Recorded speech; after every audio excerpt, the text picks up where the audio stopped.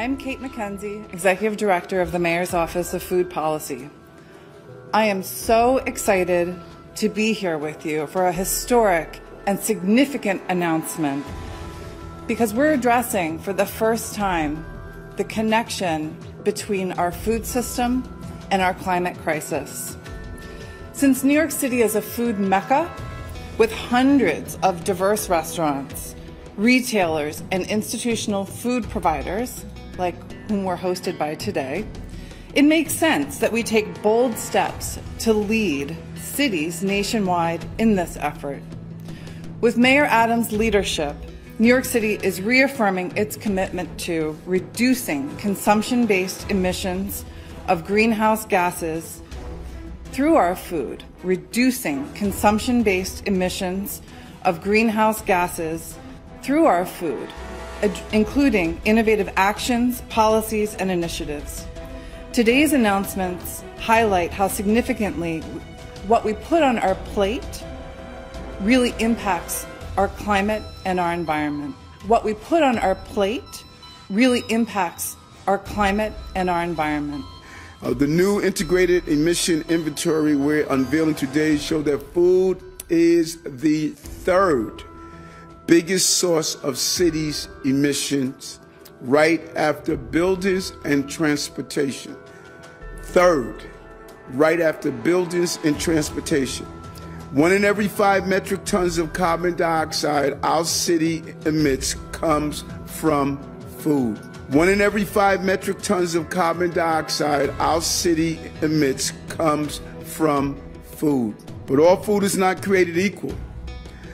The vast majority of food that is contributing to our emission crisis lies in meat and dairy products.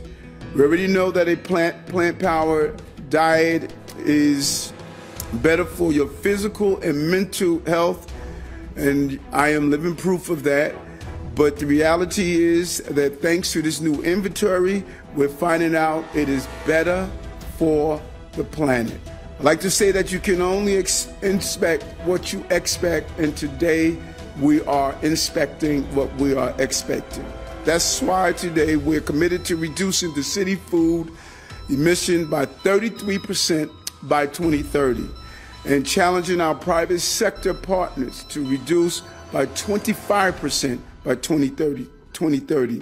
What this means is shifting the kinds of food we buy and serve. It's shifting the kinds of food we buy and serve. And he causeth all, both small and great, rich and poor, free and bond, to receive a mark in their right hand or in their foreheads, and that no man might buy or sell, save he that had the mark, or the name of the beast, or the number of his name. Revelation 13, 16, and 17. Because we're using every option on the menu, and in some cases, we're going to change the menu. That is how you lead. We are leading the world and ensuring we combat climate change. And if we're going to accomplish this goal, it must be accomplished by being honest.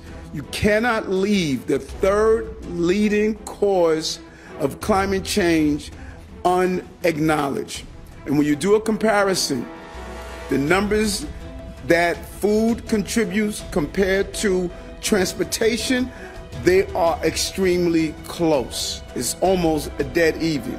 So we can't talk about cars, we can't talk about buildings if we're not talking about the food that also contribute to this crisis. Today, we are saying to New Yorkers who are serious about this charge of cleaning up our environment, we now have a new focus that is also must include food. Thanks all who have been part of this important research and the ability to move us forward to address the climate issues in our city and the health issues that comes with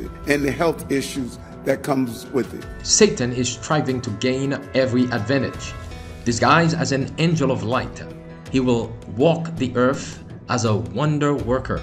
In beautiful language, he will present lofty sentiments. Good words will be spoken by him and good deeds performed.